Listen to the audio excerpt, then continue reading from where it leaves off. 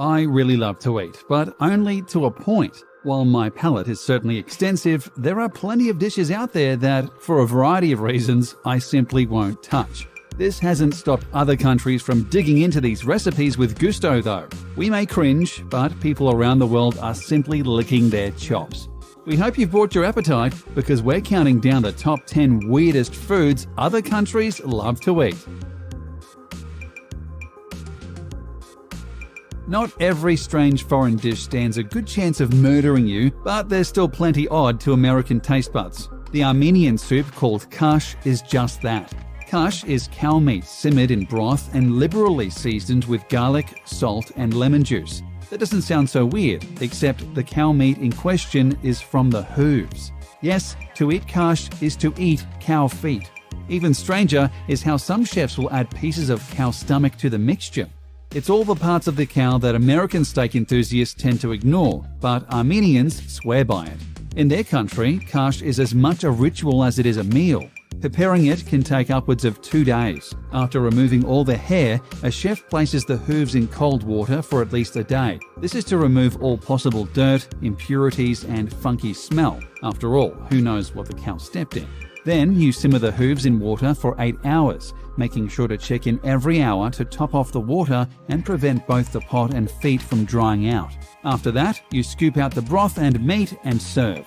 All the seasonings come later, added according to the diner's personal tastes. Making this long ritual even crazier is that kash is typically meant to be enjoyed in the morning as a hangover cure after a night of craziness and partying. So, for a soup made of feet and stomach, chefs will often go without sleep to ensure it comes out perfectly. It kind of makes spending 10 minutes slaving over a hot George Foreman seem lame by comparison. Ever put food in the fridge and forgotten about it only to find it months later when cleaning out the fridge? You wouldn't eat that, right? If it was halkudok, you would. Typically found in Greenland, halkudok isn't just any shark meat. Preparers usually use meat from the Greenland shark, which is highly poisonous due to all the uric acid and trimethylamine oxide. The only way to detoxify the meat is to ferment it, and this process takes months. First, you bury the meat in a shallow hole and cover it with gravel and large stones. This helps to remove toxic fluids from the meat, but doing so takes anywhere from 6 to 12 weeks. After that, you cut the meat up into strips and hang it out to dry. It's another several months before the meat is dry enough to serve. Once it is, you remove the now browned skin, cut the meat into cubes, and eat. If you've never eaten halkudok before, know what you're getting into. Fermented shark meat still contains a tremendously high level of ammonia, so the second you sniff it, you will likely gag, cough, and possibly dry heave. Those who get past the stench, however, insist the taste is far milder and is actually quite pleasant. So hold your nose and give it a go. The very name should be enough to put anybody off this food. Stink bugs are exactly what they sound like, insects that give off a terrible scent. Much like skunks, stink bugs emit their smell when defending themselves, and even if you like eating bugs, this might very well turn you off to the idea of eating these particular ones. Even so, they're a popular snack around Africa and countries like Taiwan.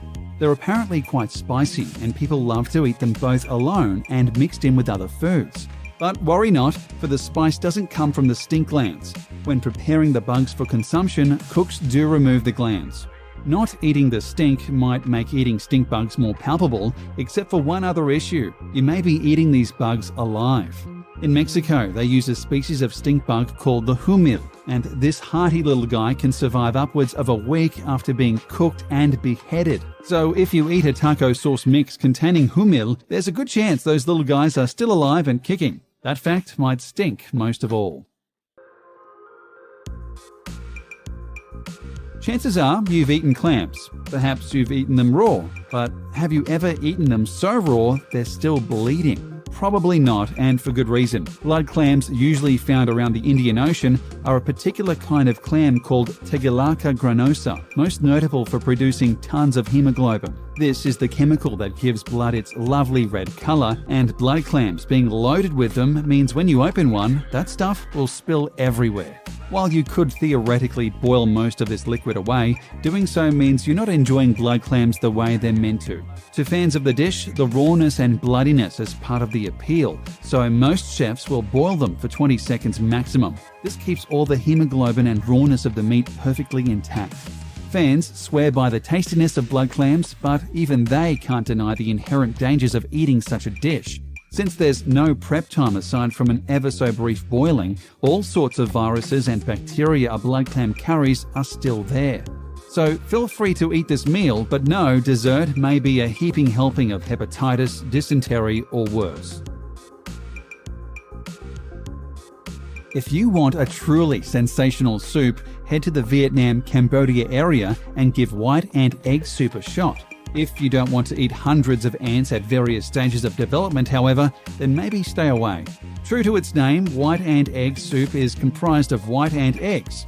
If you eat it, fans say, the eggs pop open in your mouth and emit a sour flavor. So if Sour Patch Kids have lost their luster, try some ant eggs instead. But that's not all. This soup also contains partial ant embryos as well as baby ants. So no matter what stage of development you like your ants, this soup has got you covered. Unless, of course, you're one of those oddballs who like to chow down on adult ants. If that's the case, you'll just have to make your own soup.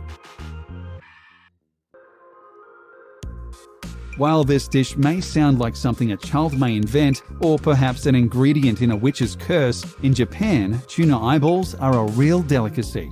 A tuna's eyeballs are roughly the size of a tennis ball, so there's plenty to consume. When cooked, the outer part of the eye, called the sclera, becomes extra chewy and not particularly edible. However, the inside becomes quite soft and easy to drink if that's your thing. Despite many chefs sautéing the eyeballs with flavors like soy sauce and ginger, many people report the taste as kind of bland.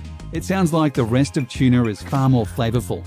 If you still wish to try some eyes next time you're in Japan, make absolutely sure they're cooked. Some may say you can eat the eyes raw, but doing so risks contracting all sorts of bacteria. As other foods on this list have already proven, bacteria isn't a fun part of any dining experience, so please cook your eyes before consuming them. In addition, should you try tuna eyeballs, be sure to ask for its accompanying shot called tuna's tears. It's a mixture of strong spirit soju and raw tuna fish lens, and it's likely to bring a tear to your eye as well. There's a chance you've eaten uni at your favorite sushi restaurant, or at least seen it on the menu. But do you know what it is? If you answer, it's a sea urchin, you're only partially correct. Uni is a sea urchin, yes, but there's only one part of the urchin that's even remotely edible. It's gonads. So if you order uni, understand you're about to eat an urchin's raw testicles. Each urchin contains 5 gonads, but only a small amount of urchins sport the edible kind. So when you manage to eat uni, understand you're about to consume a rare delicacy. You'll just have to get past the psychological aspect of exactly what you're eating. It's actually an incredibly versatile food, and you can find it served as sushi, sashimi, atop of bed of pasta or rice, or steamed in an eggy broth called chawanmushi. Or if you're particularly adventurous, you can simply crack open a uni like a walnut, scoop out the innards, and eat away. That is, if you're okay with eating a living creature's reproductive organs while it slowly dies in front of you. Millions upon millions of people enjoy sushi and sashimi, but most would turn and run at the extreme version of that, a Japanese dish called odoridon, where you essentially eat an octopus alive. To prepare odoridon, a chef will take an octopus or squid and chop its head off. Then they'll immediately place the raw corpse upon a bed of noodles, rice, and salmon eggs. That's it.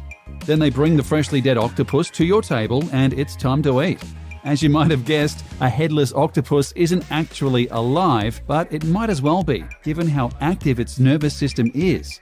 Pour soy sauce over the body and it will start to wriggle and shake. That's because the sodium in soy sauce activates the tentacle's neurons, which have not yet shut down, to come alive. These neurons stimulate nearby muscles and cause them to contract, which makes it seem like your food is dancing around.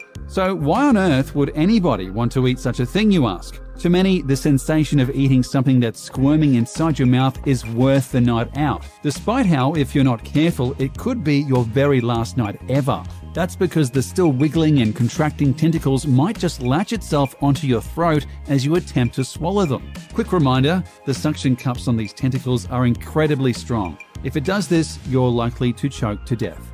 Best to stick to calamari, in our opinion.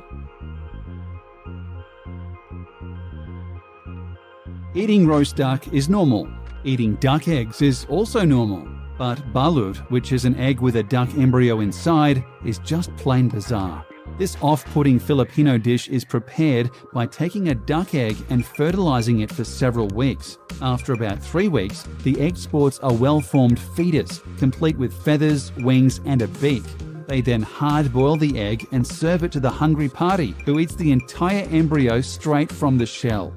While you may be cringing at the idea, rest assured that balut is not a dangerous food unless you choke on the beak or something. You're essentially eating a combination of duck and duck egg after all, and gaining all the calcium and protein from both. What's more, according to local Filipino belief, balut is a great libido-boosting aphrodisiac. That's something to consider for your next dinner date. If you want to try balut, you don't have to worry about shelling out tons of money at a fancy restaurant. This is no rare delicacy, but rather a normalized snack you can buy almost anywhere in the country. Expect to pay about $12 for a dozen balut or $1 each. That's cheaper than a McChicken and healthier to boot. Whatever it is, pray that it never hits you. Everyone likes soup, but not everyone is likely to enjoy fruit bat soup.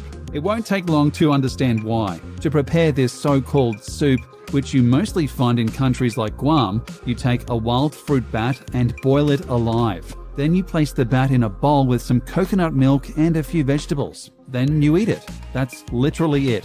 Did you notice the recipe doesn't include instructions like debone the bat or remove the bat's hair or behead the bat? That's because you don't do any of that. You eat the whole bat, wings, eyes, nose, brain, and anything else aside from the bones, and pluck the hair out of your teeth while doing so.